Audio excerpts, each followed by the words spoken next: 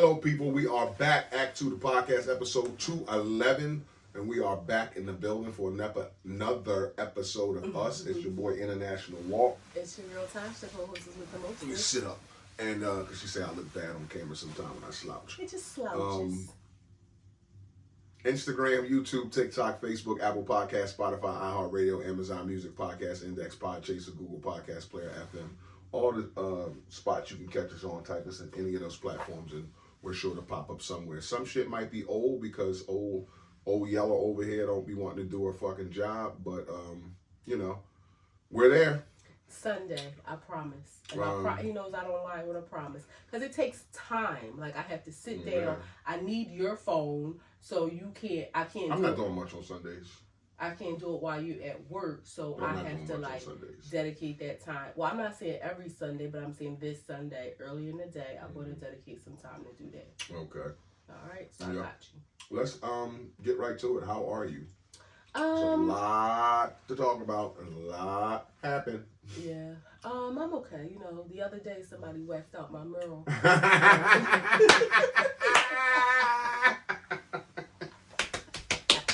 I like it. I like it. I like it. But I like it. That's culture right there. I knew he would like that. That's culture right there. But I'm good. I'm actually mentally. I'm a 10. Mentally I feel great. We'll get to why physically I don't feel that great, but mentally I feel great. I'm another year older. I know we told y'all my birthday was coming last week. But y'all looking at a 44-year-old girl, and you know that black don't crack. I look good for 44, right? Cuatro. Yes. Extremely blessed and grateful for another year. So I feel great. Work, finances, Nate, you know, just blessed. And that's that. And looking forward to God, just directing us and guiding us. Work is a 10, no complaints. I had some days off. I had 5 days off for my birthday, and that was good. And then I got back to work, and it was like, I actually snuck. Forgot you had to make a living, huh? Yeah, I actually snuck and did a little bit of work one morning, 5 o'clock in the morning. But one of my days I was off because I didn't want, I didn't want these surprises, and I figured, okay, I would answer a couple emails while nobody was online and then get back offline. But work is good. And physically I'm an 8, y'all. I done caught some germs. Yeah, it's not the C word. Because, in the last 5 years I done had that about 3-4 times, but it ain't that. But my nose goes from one extreme to another. It's either leaking like a faucet, or earlier I could not breathe. It was like I didn't have a nose. Like I could not suck in any air. I got some pressure right here that's causing the headache. So when we done, I'm probably gonna take some of this good medicine, something that's going to unclog me and put me to sleep, because this is the worst. Not feeling good is just like blah. When you called me earlier and you said your nose wasn't working, what did you think I could do over the phone? Or was you calling to say this might be my last call? So let me call my husband. I had to let you know, my nose was out of commission. I couldn't do a little bit of air. It was oh my God, my nose, it wouldn't work. But you never had the capability of pulling a lot of air anyway. I mean, it's not like I have a huge nose, but I can breathe in some air. It would not let me get a spit of air up there. I couldn't do any, and I felt like it was swelling up. I don't know what was happening, and I just needed to tell you. Might have a sinus infection. I don't know what it is, but it's annoying for sure. Blowing my nose, and it's either blowing or stopped. It's yeah, this ain't it. I can't imagine an old person being with a cold. What the hell? Feel like they're gonna die. The stress of it is probably worse than the actual cold. Yeah, probably feel like you're gonna croak. Yeah, but how are you? I am good. Mentally, I feel like a 9. What is next? Finances is always an 8. Why are you not a 10 mentally? Just because it's Because it's Thursday. Okay. Yeah, I don't mean to date, everything, but yeah, All right, it's just asking, Thursday. making sure you're all right. Yeah, I'll be worried about you sometime, but that ain't got nothing to do with it. It's just Thursday. I'm tired. The week come down on me on Thursday. Came home and took a nap today, which is something I haven't done in a few weeks, but was definitely needed. Yeah. Finances is an 8. Always room for growth, and work's a 10. These jobs are going fucking great. Got good guys on them, and everything is unfolded. I said to myself, driving home today, damn, I'm doing not that I haven't ever done my job, but because I wouldn't have made it this far, but I was like, damn, I'm doing like what I'm supposed to be doing. I'm doing my job, and so sometimes you don't always get a thank you or acknowledgement. So I do that shit for myself. Mm-hmm. So yeah, I was like, yeah, you're doing your job, and so that felt good. Yeah, that's why I acknowledge myself. Like, I always buy myself something when I get paid. I ain't talking about I nothing know, like that. but it's like for a man, I recognize myself for doing a good job. Those things come smaller, like haircuts Yeah. and things like that. Like, you get yourself a haircut, maybe get yourself a little meal. Even for For me, a man, tacos, it's like, that's It's not okay. always a pocketbook. Yeah, that's okay, but a man ain't gonna be like, I'm gonna get me some jeans every time I do a good work week. I feel you. How you feeling physically? Physically, I feel like a 9. I feel great physically. Yeah, I'm losing more weight, lost a pound. Yeah, so I feel good. I feel good physically. I'm getting closer to getting my injury rectified, and I can't wait to see what You're looking forward to. Yeah, I'm looking forward to seeing what the recovery is like, so I can really get back like hardcore in the gym. I just got like a hard 15 pounds or so to lose, and I'm good. So that's my mission for 2025 as far as physical performance. I want to check out a couple gyms so I can get my membership. I've been looking. I told you I know this we about. talked about it. Stop it. Talked about it. I hear you. It just sometimes things you're like, in layman's terms, you're like up my ass. Like I hear you. I'm looking. Just relax. It's like when you tell me about shit or tickets or something. It's like you think you gotta ask me 7 times. I heard you. Okay. I listened. Okay. That's it. One time. That's all you gotta say. One time. Maybe 2. What's your wows and woes for this week? My woe is you're not feeling that great. We had some situation with the healthcare system that I'm not happy with.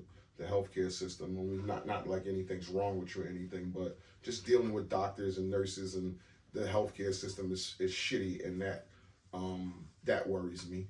Mm-hmm. My wow is that you had a birthday. You turned 44, like you're quattro, and another year that I got a chance that God has given us for me to spend with you, to look at you every morning, to sleep with you every night, to touch you every day, and I'm super, super grateful. And I kind of like backed off you and let you, go enjoy your dates and girlfriend and sister, and we had our time. But it was like, I know there's some extra stuff in the calendar, and let me just relax and let her, enjoy herself. And it was good to see your, the way you enjoyed yourself, your pictures and stuff like that. So that was cool to see. Yeah, that you're 44. Like, so your next one is 45, God willing. But I'm grateful. I'm happy to be a part of another birthday, another year of doing life with you. I'm grateful and super, super proud to be your husband. You trying to make me cry? No. Okay. I've been like... I would just pinch you real hard. That's abuse. Jeez. My wow, I'm actually going to piggyback on both things you said. It's just not, my woe is just not feeling good. It kind of puts like a damper on a great last 2 weeks that I had. But, this is temporary. This too shall pass. My wow is exactly what you said, just being blessed to celebrate another birthday. Tomorrow isn't guaranteed. And I know you got some of those people that only, they feel like they just celebrate the milestone birthdays, but we don't know that we're going to see 40, 45, 50, 55. So, it don't have to be a huge extravaganza, but I like to, and not just for myself, for my husband, for my friends, for our kids, like recognize and celebrate every birthday, big or small, because the next one ain't guaranteed. And I'm grateful for each of them. And I know some people may not celebrate for religious purposes, but even somebody, one of my she used to report to me, and now we have a good rapport. And she texts me because she doesn't celebrate birthdays, but she said Happy Tasha Day, and that just made me feel good, just the recognition of it, like because she don't celebrate birthdays, but I appreciate it. And just in a part of that, like you mentioned, celebrating with those people who are nearest and dearest to me, I feel so strongly, and this is not anything new, but it's like further being embedded in my mind. I feel so strongly about only spending time with people that I want to, about not surrounding myself with people that I don't want to, not putting myself in spaces with people that are negative, or like that I'm going to come out of that situation with a bad attitude because I didn't want to be around them. Like, I don't feel like feeling like that. I life ain't perfect, but I like being peaceful and happy, and I just like being in a mind state of no drama, no negativity, and it just feels good. And a part of that too, I'm a person, I like any kind of gifts. I gotta show you my new baby that my sister Toya got me, cute little pocketbook. But my niece, I was a cry baby today. I love sentimental gifts as well. I like a pocketbook, I like a shoe. But my husband got me amazing gifts. But my niece got me a blanket that's like a collage of some of my favorite, about to cry just think about it, of some of my favorite pictures of my favorite people. And I've always tried to show them the person that I am, and hope that, not that they are like me, but just so that they can remember like some of the important things in life. And it feels good to feel like they get it, they're getting it. They're kids, they want things, but they're not like materialistic in the terms of like name brand stuff. But I feel like they got that little piece of me in terms of sentimentality when it comes to gifts and things like that. And it feels good. My husband got my sister a hoodie that was like, really special with their names and stuff. And they Mackenzie the other day asked if she could wear it. My sister's a grown ass lady. Mackenzie is 8, and she wanted to wear her hoodie because they are just so over the moon. But it just makes me feel good to see like how they react, and then that they reciprocate that. And so just another year, another birthday, being with the people that I love, and it just feels good. It was a dope gift. It was a dope gift. And when I came home to see it in person, I kind of forgot about it when I walked there because they called me on FaceTime. But when I walked in the house, I was like, "Oh shit!" Like, that's a blanket. That's dope. Yes. Dope. It kind of got me a little teary. You got teary again? Yeah, like it'll get me. But yeah, that's dope. It's got a deeper meaning because I live it, and I know like the sentiment behind it. I know how they feel about you. So it's not just something like a person put a picture on a hoodie or a blanket for you and got it. Like, there's a deeper meaning behind it, like what you mean to these kids. And that was like one of them gifts that like tug at your heartstrings. Yeah. And then my sister is like, when you miss us, just wrap the blanket around you, and it's like us giving you a hug. And that, all right, I'm done. That's enough of the blanket. That's enough of the blanket. Lord have mercy. Yeah. Woo! She softens at Quattro. Yes. She softens at Quattro. She used to be fucking stone over here. Fucking stone. I told you, life hardened me like for a season. Squishy thing. Like, no, I used to be squishy, and life hardened me for a season. And and now, getting back to the true essence of me, but I feel even softer than I used to be. Like me, like I cry at commercials and fucking Law and Order and all kinds of weird shit, TikTok videos. Yeah, I've been like you. I will go down a wormhole of cadets being tapped out by their parents. Like, you got to touch them for them to move. Oh my God! Like I know, like, why would I watch 11 of these? And I'm just bawling, crying. I cried at Bawling. the virtual reality video thing that the guy had. I was not. I said, yeah, it's a no for me. Yeah, that's a wrap for me. I would not. And I that's why I said I don't know if this is a good idea. I hope she talked about this and said, hey, I want to do this for you. Because it don't look like he having a good time make my at all. stomach hurt thinking about it. That was his mom. Like, and then and I'm thinking to myself, this is what's wrong with these things. You can't touch or hug them. When the thing reached out and hugged him, it was like, oh, I'm like, oh my God.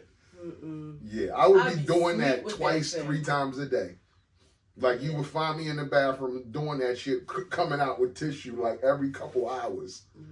Well, in this world today, you know, with the chaos and craziness that's going on, it doesn't hurt to have some of those things that soften our heart, you know, to make us remember the humanity and the kindness and the love of the world, because we now have a new president who is not kind, is not showing any love, is not reinforcing any kind of good feelings, at least not amongst the black and brown population.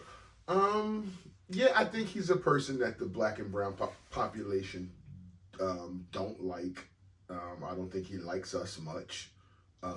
And I'm saying that to say, because I want to look at both. I don't necessarily think it's the president's job to show us love, but I hear what you're saying because I know who he is. Mm-hmm. Like, he spends a lot of time trying to not show us any care at all.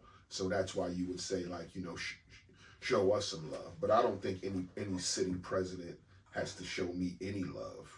Well, I mean, I feel like as the leader of any people, like you're supposed to show unity, bring people together. You're the leader at your job, and again, you don't have to individually hug and love on people, but you want to create, you know, feelings, unity, a good morale. Yes, morale, unity. You have to bring people together. There's all different ethnic groups. He's divisive, and he's isolating all these ethnic groups. He's got new initiatives. He signed 91 executive orders, which I've learned a lot about since watching him sign them on TV, because everything he signed, he don't have the power to do. Right. And I learned a lot of that stuff has been, I'm not going to say a lot, some of those things, maybe a third of those things has been stopped, like the birthright citizenship thing. A judge was like, halt that shit from the drive. Like, you don't have the power to do this. So that kind of stuff that he's doing is a dog and pony show to show people I'm in power.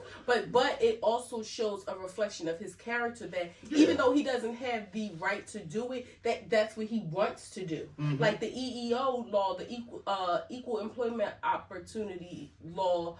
Yeah, he can't overturn that. Now, what he can reverse the executive order that was put into place, but the law itself, like, it would just take so many steps because you're gonna have lawsuits. I saw a girl who was very politically knowledgeable, and she said if going through the process, it would probably take about 7 years to go through the process if he was to win.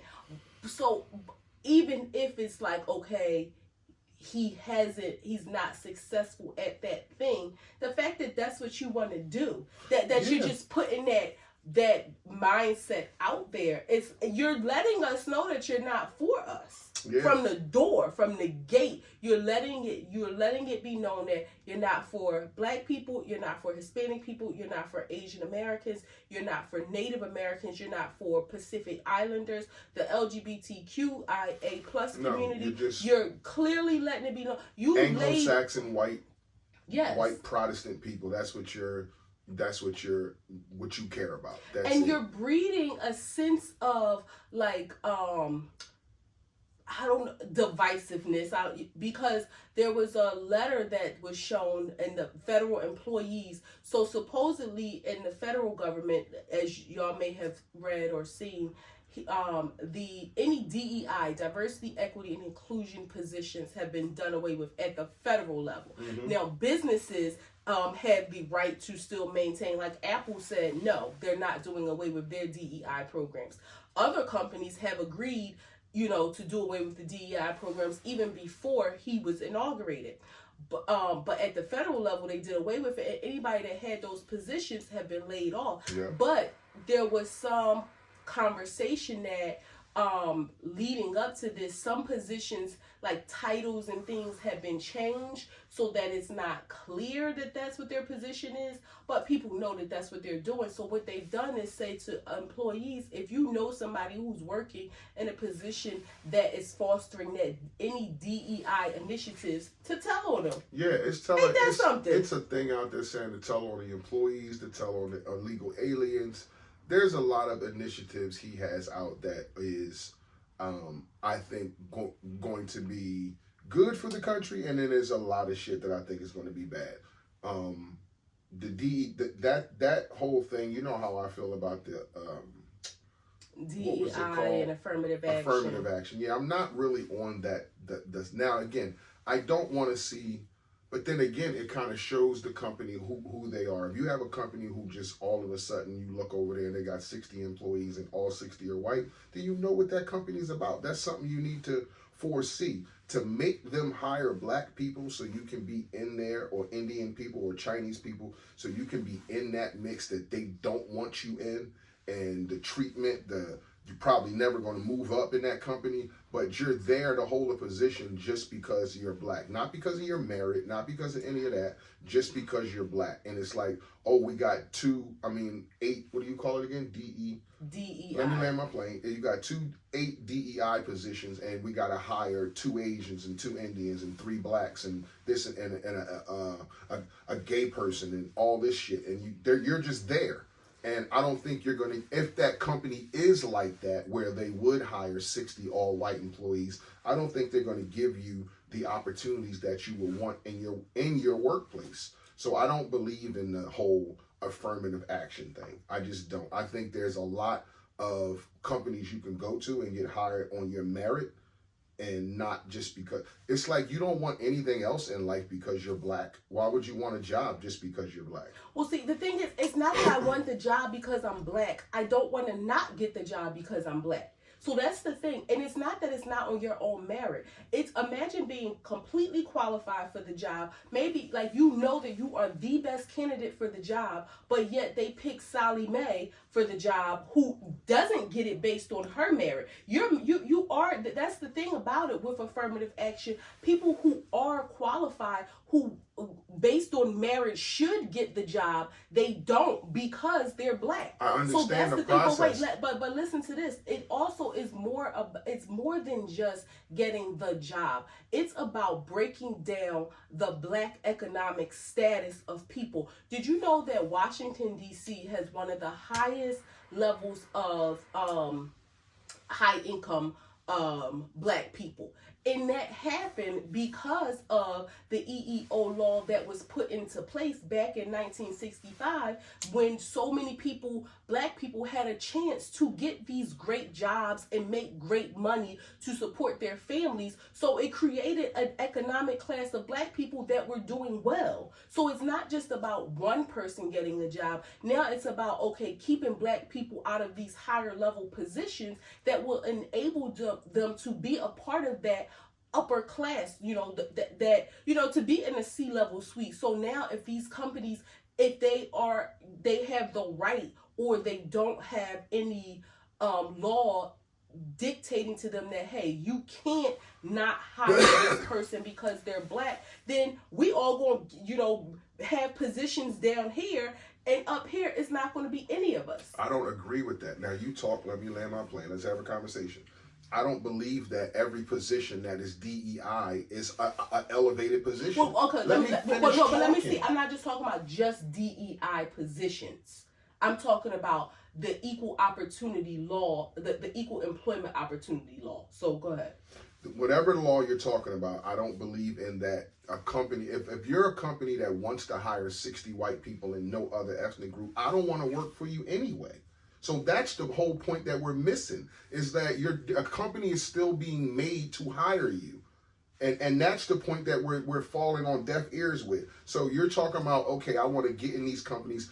a lot of these companies, if they want to have a company with all white people and they're made to hire you, how are they going to move you up? How are they going to give you opportunity? No, you're just a person who's working there. That's it. So you're not all of a sudden in this higher elevated position where you're going to be making decisions or making this paycheck to come home and be in this economic group of black people who take care of their families. You're just going to be a mid-level person who takes care of your family, and that's it. So it's not like you're a DEI position where it's like, okay, let's hire a black CEO. Like, that doesn't happen. The company, the CEO is the CEO. They don't switch them out just because it's a DEI position.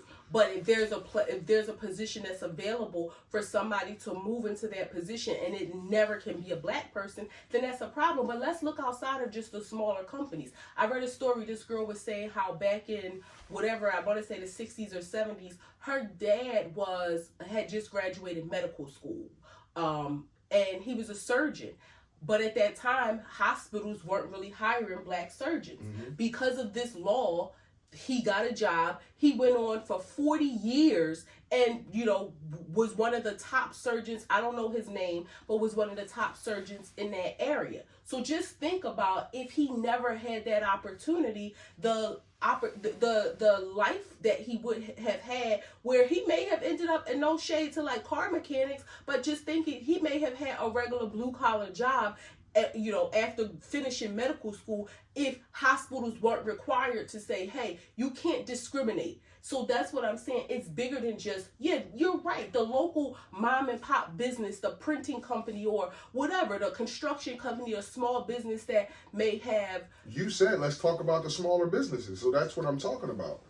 I don't remember saying that. You did. You said, let's talk about the smaller businesses. Like when you first started your initial talk. Okay, I'm talking about businesses in general. If they're not required to have a diverse work population, then it's going to be detrimental for the economy for black people. You mentioned that Apple said, no, we're not doing it. Apple said, now, and that's a big company. Then you said, okay, let's talk about the smaller companies. Right. So now DEI positions specifically are what Trump did away with. That's people who are like at our company, we have a diversity, equity, and inclusion officer. So that is somebody who works to make sure that there are programs implemented that promote DEI, that there are trainings to teach, how to deal with people of, different backgrounds and different sexuality and, all of those things that diverse population. Right, so that's what he did away with, those specific DEI positions. But the equal employment opportunity, that's bigger. That's to say, that was put in place to say you can't discriminate based on race, gender, age. So again, doing away with that. I look at that like knowing that your neighbor is a racist is a good thing. That's what I look at that as. And it may be surface level to say, but that's how I look at that. Like, I don't want to work for a company who would rather hire 100 white people than any black, any Indian, any Asian, anything like that. I don't want to be in that company is all I'm saying. Okay, would you want to go to a hospital that won't hire any black people or any other race other than white people? But yet you're a black man. You if hospitals had that mentality, you gotta go to the hospital. So would you, on a larger scale, would you want to go to a hospital that had that mentality? But you're moving the goalposts because you're talking about your life or sickness or something like that, where I think it's a little bit more ambiguous to talk about if a hospital does that. Like, how would you know if a hospital hired all white people? I mean, just think if you in a hospital that it might be 1,000 people who work here. How do I know that there's not one black person? I'm just saying, if you knew that, even if it was the janitor or or if it was only the janitors and the cafeteria staff, but you like, hey, I've been coming to this hospital for appointments and this. I ain't never seen a black nurse. I ain't never seen a black doctor. As a black nurse, as a black doctor, I would be like, okay, that company, that hospital is like that. I don't want to work there. That's the type of shit they on. They're racist. So why do I want to go work there? Let me try to find a company that participates or doesn't, I guess, back down, not even participate in the program, but just doesn't back down. You trying to tell me that America would go all white if there was no DEI program? that every company, all supermarkets, all big Walmart, all big corporations would eventually, over 10-year time period, would just have all whites? The DEI was enforced. But I think that would happen at a time where it was needed. I'm not saying we're past racism, but we're past that point. No, so the whole DEI initiative came about around the time of like George Floyd. Mm-hmm. When there was like the whole Black Lives Matter, that's when companies started implementing these DEI and having these programs. But that's when it was realized. There's a page, and I can't think of the name, where they blast, like they put companies, it was like beauty brands and clothing brands, where they put them on blast to say, show us your records, like how many Black employees you got. And you would be surprised how many large companies had none, or if they did have some, there were none in the C-level. And what they did, they started to say, we recognize that our workforce is not reflective of who we want our clientele to be. Like, you want to market to the Black girls, the Spanish girls, the Asian girls, and all this, but yet in your office it's all white women working there or white men working there. So a lot of companies was like, we gotta fix. And I'm like, I don't want to like make up, but I think like Estee Lauder was one that came to the forefront. So there were a lot of major companies. So maybe it may not have been intentional, but it was happening. And we're talking about 5 years ago. It was happening where we weren't reflective in the workforce as we are in the store spending our money. I get it, and we never been, and I don't think we never will be. I don't think we have. I think that's why the DEI. I don't think even with the program, I don't think we'll ever be on an equal playing field.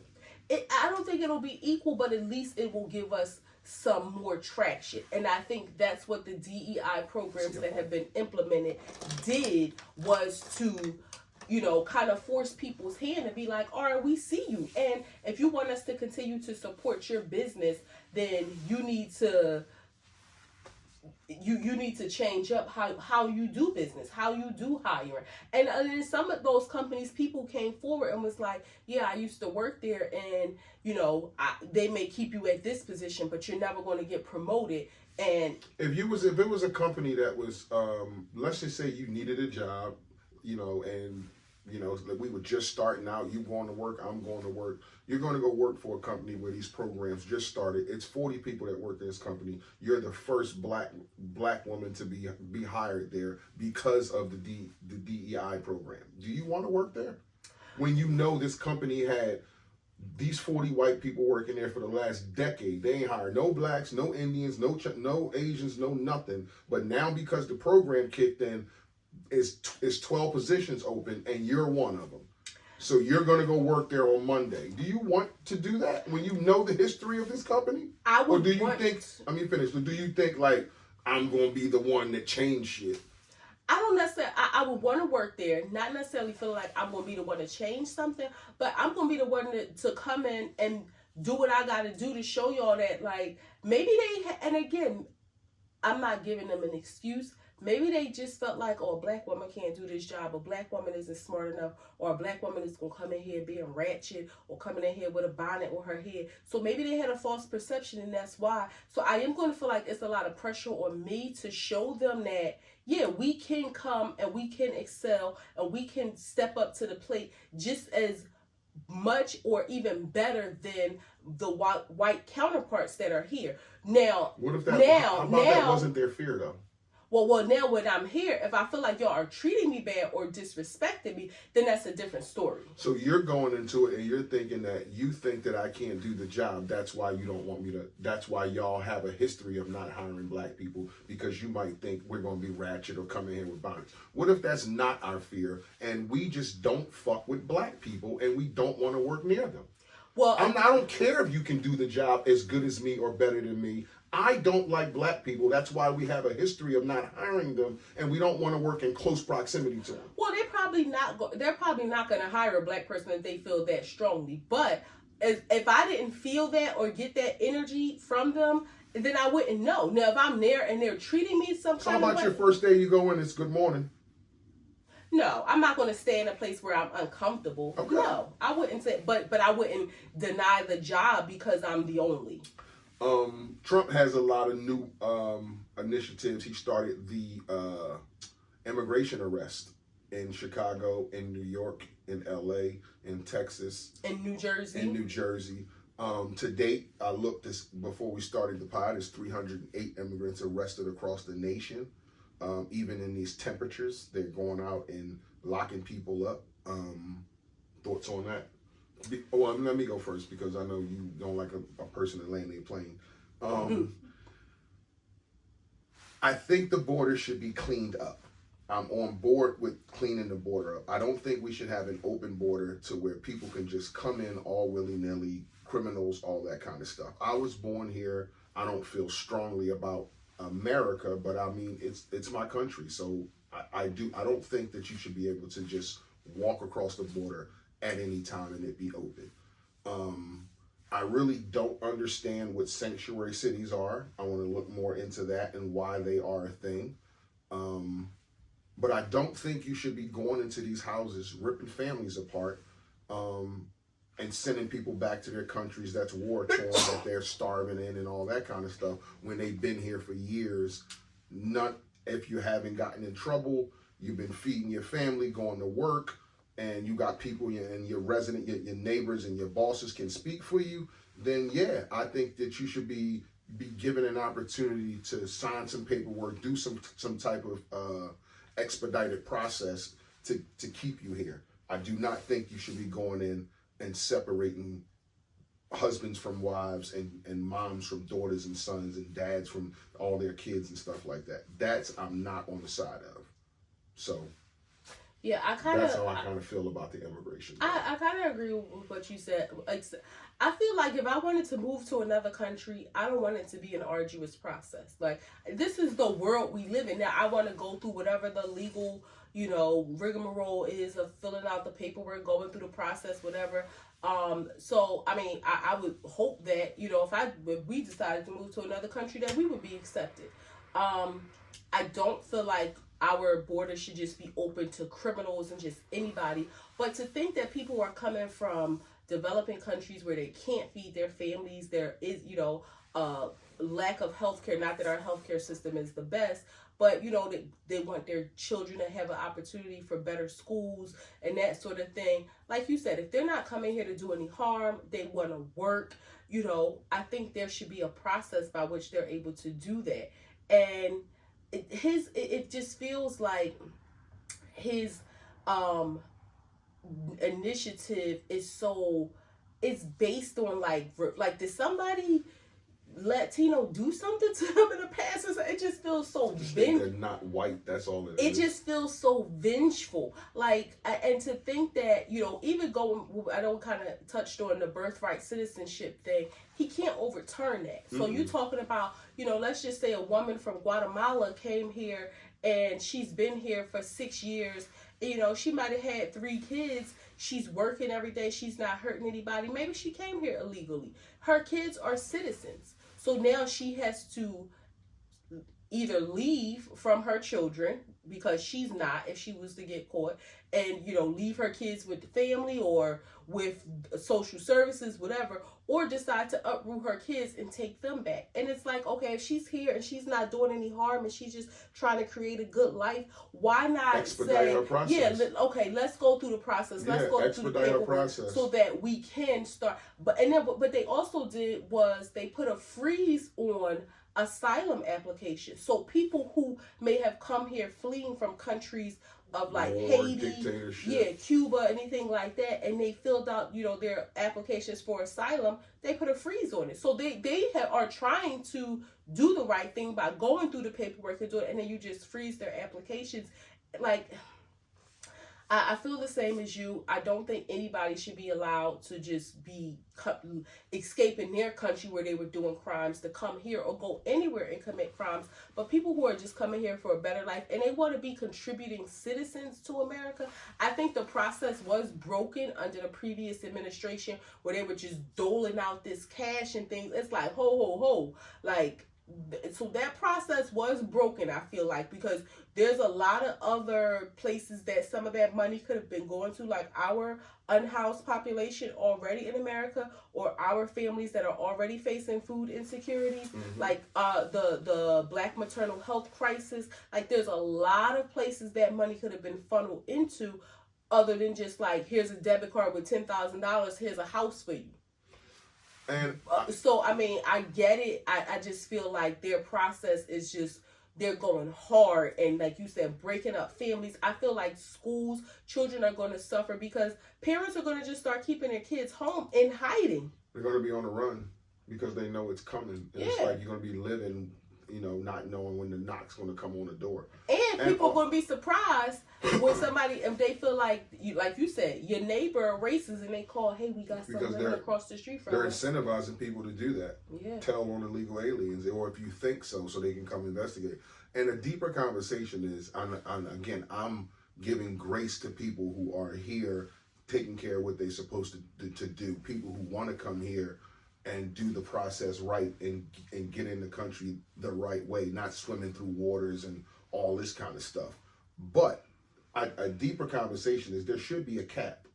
America, it has 300 million people in it. Like, it's only so big. So you can't have a running a border of people, let's say 1 million people a year for the next decade. That's an extra 10 million people here, and American people are already having babies. Like, it gets to a point where it's too many people. The cities become overpopulated. Like, shit becomes like LA is, where it's like too many people, like New York is, where it's like you got to build up because you cramming people in. So you don't want every city to end up like that. What do you think about states like Montana and Wyoming? It's a reason why you can't build there. It's because those are the terrain, the mountains, the animals. Like, you can't. That failed with Yellowstone. That's why they don't do that shit no more. Yellowstone used to be a place like that, but you can't put roads and shit in and build houses up where wild animals live. Like, what are you gonna do there? I'm just saying, you got a lot of rural land, maybe not like, where the bisons roam, but you got a lot of rural land in places. Maybe that's what the government Montana might have a bison population that takes 1,000 square miles. That's its environment. Okay, but think about this, right? You got the government sending billions of dollars to Ukraine. Why won't they think, we know that the farming population in the U.S. is some of the highest recipients of Medicaid assistance, right? They struggle. They're not like, you got some families that do extremely well, but the majority of farmers, they're not living wealthy. So why not have some sort of program where they buy some land from some of the, you might have a farmer that has 6 acres of land that's struggling, and maybe you can buy a couple acres, help him financially, build on the other acres, and then help, I just feel like there could be a different way to handle it. Yes, I agree. You can't just continue to overpopulate Philadelphia and New York City and Newark, New Jersey and Chicago and Miami. You can't continue to overpopulate those areas. But we have, let's not act like we don't have a lot of populated land in this country. As a kid, this sounds so naive but as a kid, I remember driving in the car, riding in the car, anywhere, with my family or whatever, and seeing just empty land and thinking, why do we have homeless people when we got all this empty land? Now, I know as an adult, every bit of empty land doesn't mean people can live there. The ground but we support, do have a lot of land that, they're building all of these condos and this and townhomes. It's like, there is a way that they could, if they really cared, there is a way that they could do something about it. It would cost billions of dollars. Like some of the billions that they sent to Ukraine. That's true. But you can't just go in Montana in the mountains and take Montana out. But there are places where we see, they're building, $4,000 condos. But that's on land that's already been built on. You're talking about these rural areas. Like, you're talking about like deep in New Jersey or deep in Texas? Like, where are you talking about?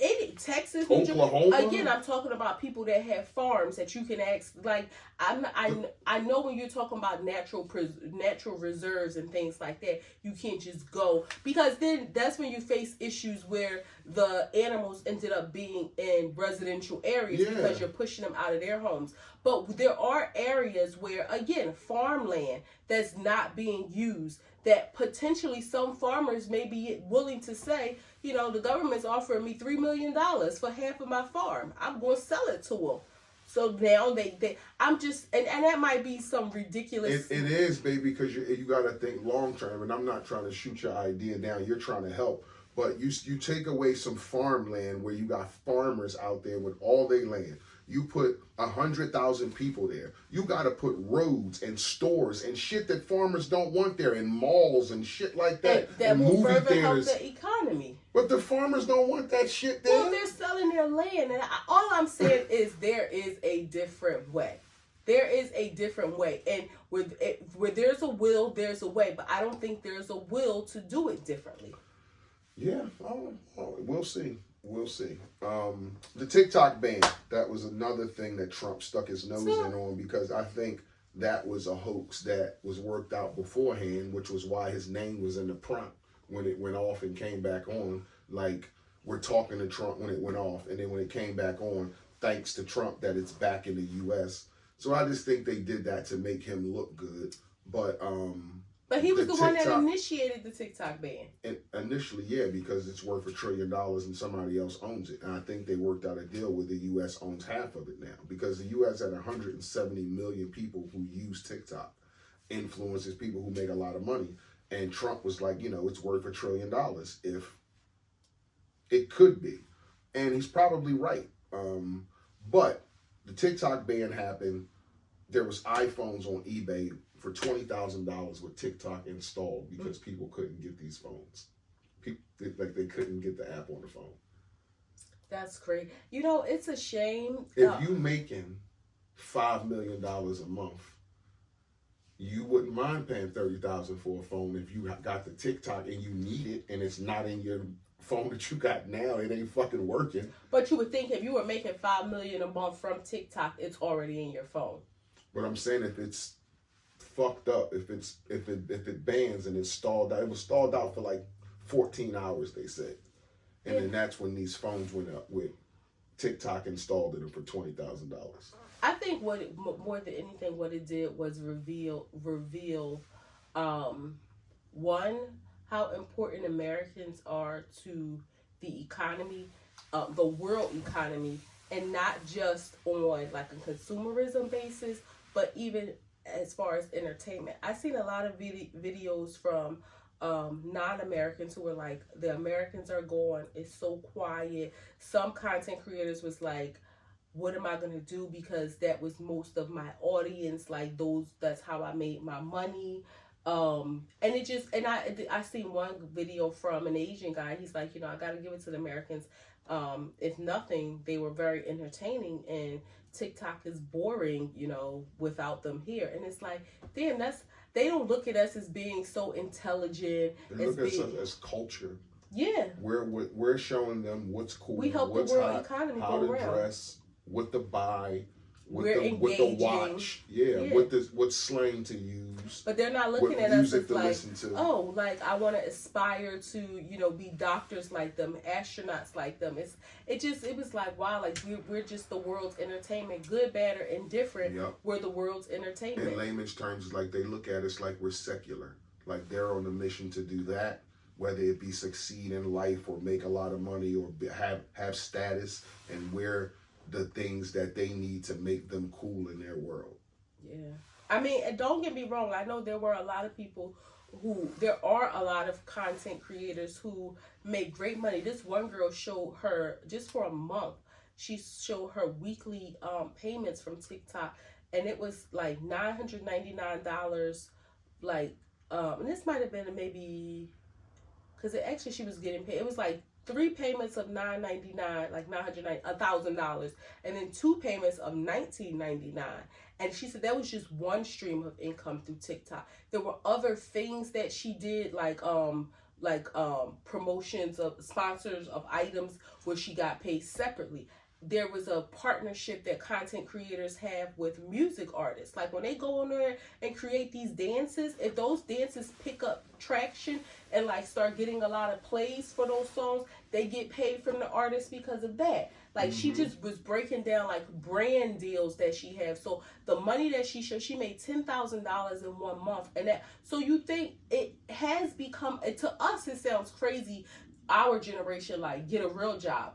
But content creation has become a real job, and not for nothing. Good, whether you like it or not, it takes a lot of work. Yeah, like anything's a real job if you can earn a living. Yeah, well, yeah, and it's you not can earn like a living off of it. It's a job. And the ones who are really making good money, it really takes a lot of effort to be not just like turn your phone on and record everything, but then you got to do the editing. You got to be on there all the time. You got to like be promoting. So it does take a lot of effort. The money that's being paid is crazy though. $10,000 a month. Yeah, and once you get deals, there's a certain amount of posts you got to do for companies a month, and so yeah, you got to have a team. I seen this. I see, just talking about the social media, there was a video, and I sent it to my sister, and I told her to get the kids, make them a station. Just really fast, I'm going to tell you this. It was this group of social media kids. One little girl, she makes $36 million a year. She's 6 years old, $36 million a year. A 10-year-old, $36 million. A 13-year-old, $12 million. An 11-year-old and his brothers, $40 million a year. These kids, they can't even drive a car yet, and they're making more money than most people will ever see in their life that's through YouTube, but through social media content creation. So it's a real job, and I get why some people who were crashing out just because it's like, oh my God, I'm not going to have any entertainment. It's like, you'll get over it real fast. But the people who was like, it's like they lost their job. I get it. Their main source of income. I get it. That I would shit a brick too if I lost my main source of income. And all this Trump stuff, one of our favorite world-renowned rappers, Snoop, performed for him at the crypto arena ball a couple days before his inauguration. There's a video that posted of Snoop 4 years ago, calling black people coons and which one of you jigaboos was going to be the first to perform for him. 4 years later, the tables turned, and Snoop was up there with no DJ, nobody else but himself as the jigaboo. The DJ didn't want to do it, so he had to spin his own record and rap his own song because, like, you isolated when you do shit like that. Your thoughts on Snoop? And 4 years ago, the same thing happened to Chrisette Michele, and she was not canceled because that wasn't like 4 years ago, but she was like vilified and just her career was over after that. A lot of people might say up to that point she didn't, her career was over already. That's why she was doing such inauguration, because she needed the money, but that's neither here nor there. But she was like out the music industry, ain't heard shit from her, can't get a gig, can't do like the Chitlin circuit, any of that kind of stuff. But Snoop, on the other hand, gets a different grace because I think his audience ranges from 8 to 80. And from Brown to Vanilla, through his relationship with Martha Stewart, that has helped him to garner a new audience. So I don't know if he has really. Do you think blacks? My last point before I stop was: do you think black people are done with him? Because Snoop has been acting non-bothered since this happened and posting random shit, and all the comments are like, "We're not over this. We're not going to forget it. You can act like you're not bothered all you want, like you're, you did us dirty." Yeah, I don't think it's gonna go away. I don't think like he's going to be like, and I don't even know if this happens, like, do they still have like the BET Awards or something? I think he would get booed. Yeah. You know what I mean? Like, I don't think people are just going to overlook it. And I'm not talking about just like fans. I'm talking about his peers as well. Because when Chrisette Michele did it, it was like, huh? Like, this guy? But at that time... And she did it for $500,000. And she sang at his... she sang, it was like with him, he did it before the inauguration. She sang at the inauguration. Yeah, like it was like the celebration afterwards, but like that same night. And it was like we didn't really know what to expect. We knew he was from what was that show, The Apprentice. We knew like he just seemed like a crooked guy, but I don't think we had the picture that we have of him now. But again, she was still vilified at that time. Now with Snoop, it's like, really? After we seen and heard again who this person is, like, you still felt like you was all right with that? But it doesn't surprise me considering the trajectory that his career has taken over the last year. We talked about how, in addition to him doing a show with Martha Stewart, and he's been very seen, very in the public. His marketing team has been doing a great job of getting him these gigs. He signed a deal with NBC that was supposed to be super lucrative. He got the rights to Death Row Records, which was super lucrative. He was on the Super Bowl. And the NBC thing was the Olympics. All the stuff that you see him on has to do with NBC. And he did it with still maintaining his persona of being this weed-smoking, Compton, crip-walking dude. And that was, like, admirable. Throw the arms up, he walking. That was admirable to see. Like, he didn't have to change who he was to, he had that whole thing about, he wasn't smoking anymore and had people up in an uproar, but he was really talking about the smoker, like the barbecue smoker grill. But again, still maintaining his persona, like, I'm going to smoke marijuana, I'm going to wear blue, I'm going to crip walk, where it felt like, oh, he representing us, like, he's not code switching. But then it's like, wow, you went over there, and it just goes to show how Black women are the most mistreated person in society. Because again, Chrisette Michele was vilified the way, and people can say her career with Chrisette Michele still, and I'm so mad I missed her show this year because I went last year. Well, it was in December and I went the previous year, but she does like her city winery tours every year. So she, like, I mean, I wouldn't say the Chitlin circuit, but she does that small circuit of tours that she's like Music Soul Child does it every year too. But her career was on a down spiral at the time, but just the same way that I think most R&B artists take. Like, we haven't heard any new music from Fantasia in a while. Nobody would say her career is over. So I think it was just at a time where it was like, okay, she don't got no buzz right now. That doesn't mean that she may not have come back out with a hit after, but her chances were just done away with because of that. I think Snoop putting out the video beforehand, calling people jigaboos and Uncle Toms, that's what did it to him. If that video had not surfaced or he would not have done that, I wouldn't be, not that I'm upset like I know this motherfucker or I'm mad at him, but I wouldn't have a strong opinion about it, because I would do anything to feed you. Right. So, a person doing whatever they think, and I don't know what Snoop's money situation is like. I know you said he's been seen and people were saying he was getting $500,000 a day for the Olympics. That shit was 13 days long. So, I don't know what his money situation is, but I would do anything to feed you and to feed my family. So I would give him grace if it was a money thing. But the fact that the video was out and you calling people Uncle Tom and jigaboos and you have said shit since then, nah, that puts you in the realm of Uncle Tom and jigaboo, because you shit on people for even talking like they was down with Trump, and then you up there performing in front of a bunch of white people and a bunch of Uncle Toms and shit in the crowd too. Yeah. So no, that's foul. And like a Nelly, a Soulja Boy, I'm not surprised that y'all doing it for a couple dollars. Well, like, what have y'all done? Like, y'all need some money.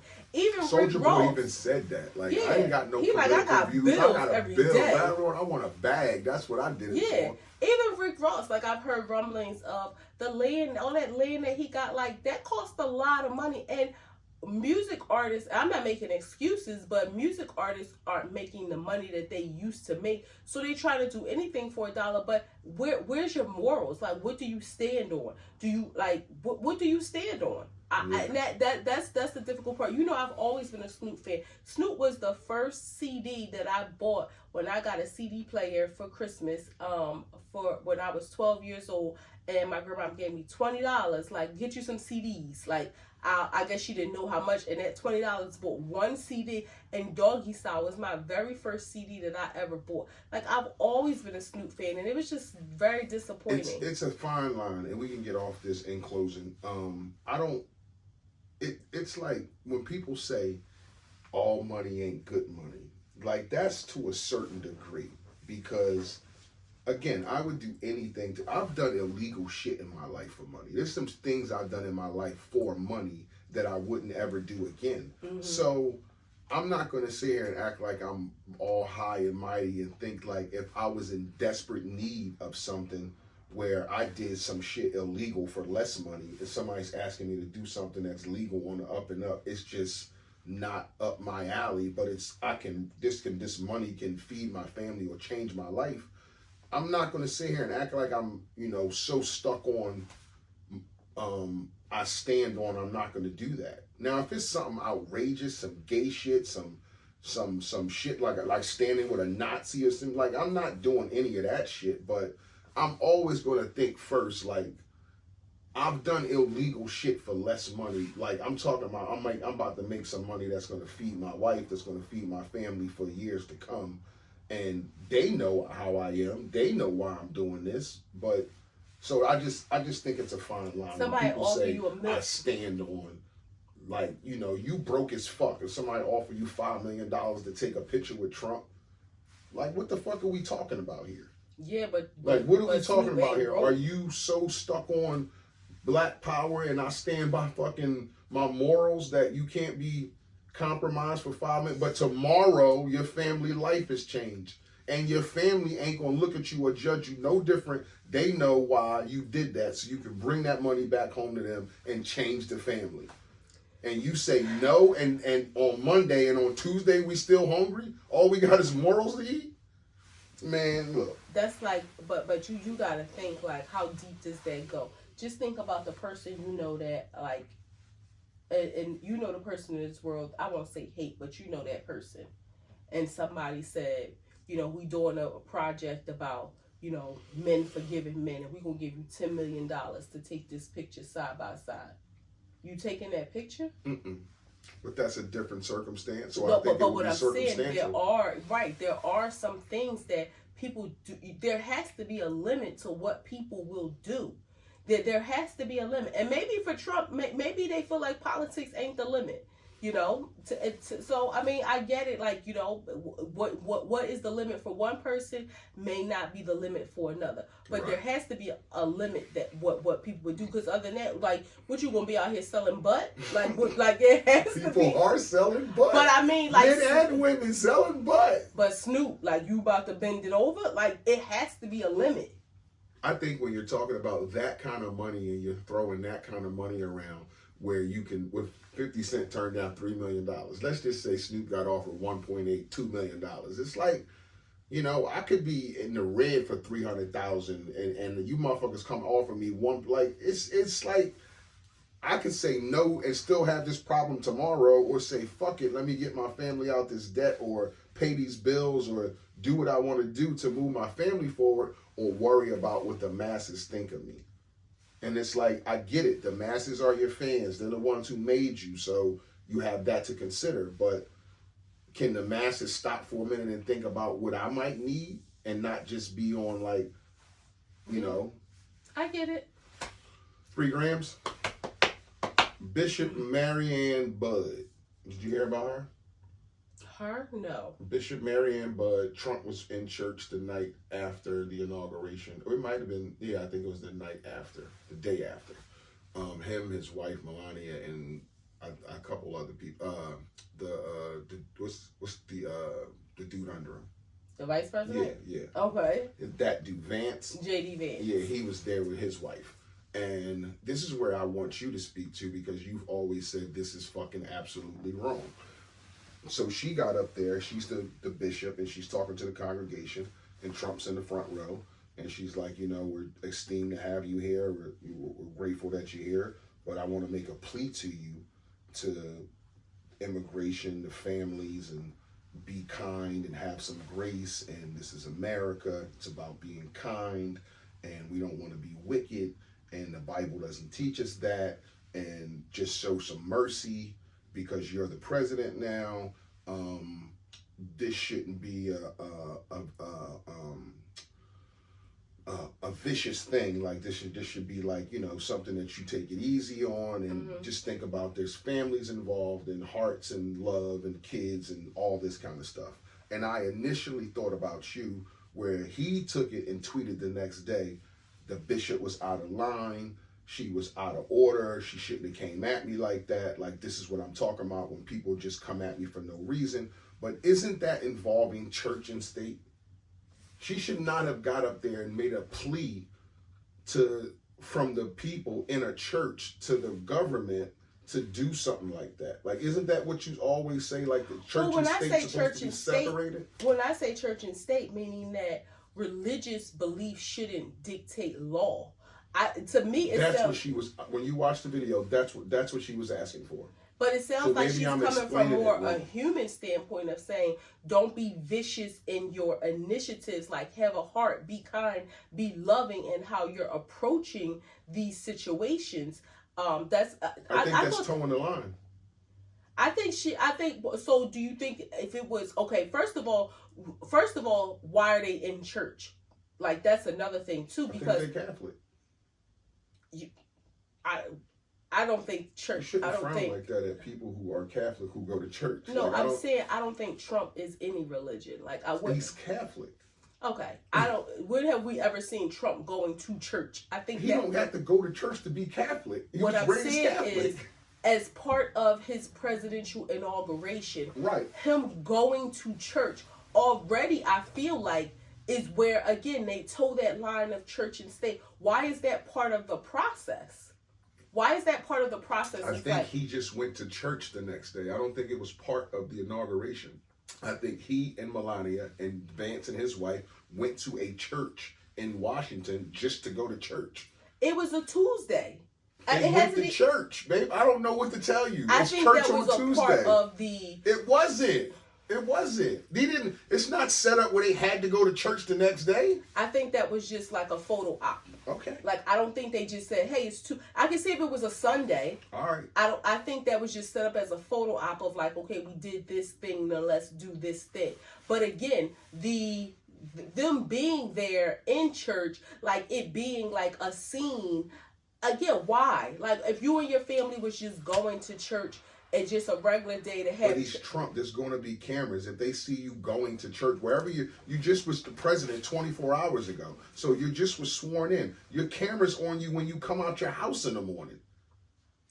I don't think her statement to me, from what it sounds like, that she was just making a plea to him as a human. Take the bishop off. And I seen the video.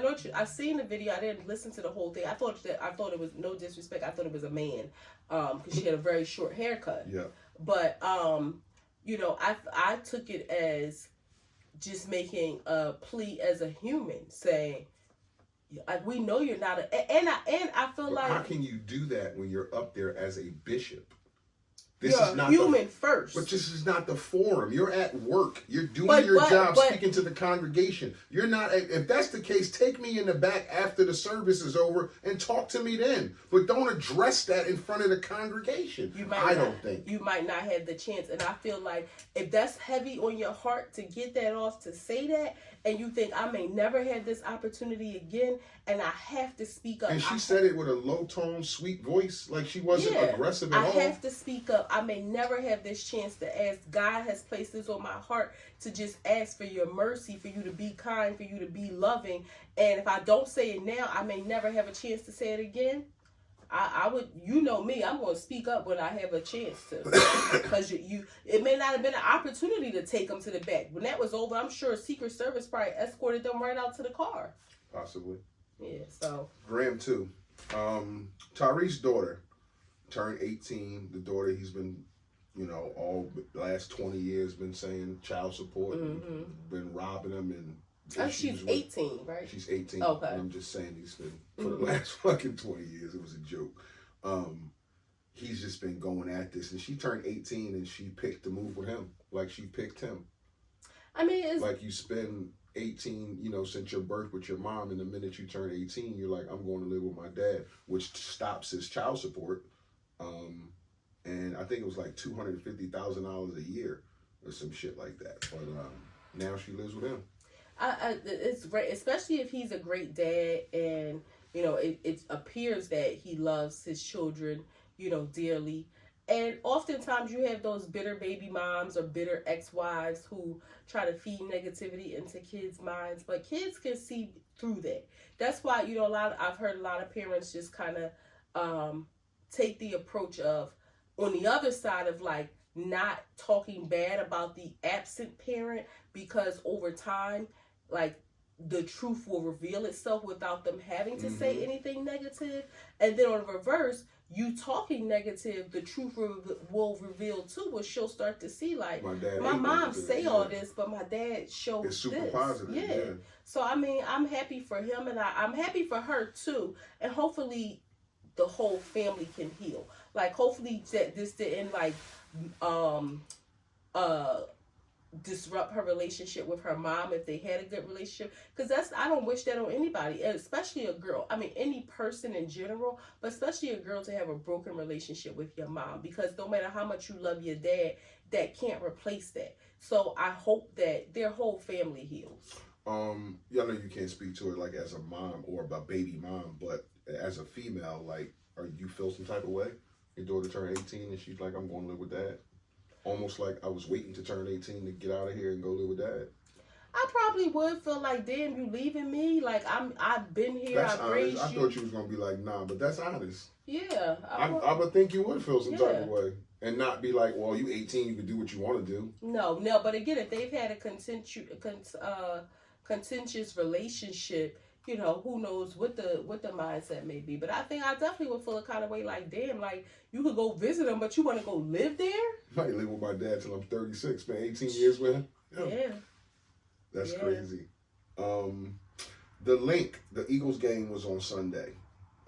Big game. Eagles won. Moved on to the NFC Championship, which is this Sunday. Getting closer to that game. Can't wait to see that. Looking forward to it. Yeah, might have some good food and be hyped. But I'm not an Eagles fan. I'm a football fan. I'm a new Eagles fan. I've jumped. Yeah, I've jumped on the bandwagon. That's what you are. You're a front runner. And when they make you mad, when they throw a bad pass, when somebody miss a fucking block, you're going to be like, I'm done with this. Because it's too emotional. Like, to be all in, like she is not going to like the team for 2 years if somebody didn't tackle somebody running into the end zone. Like, you didn't even try? I'm done with this. I'm gonna try and be a fan. Like, I've enjoyed, since you have stopped watching Red Zone.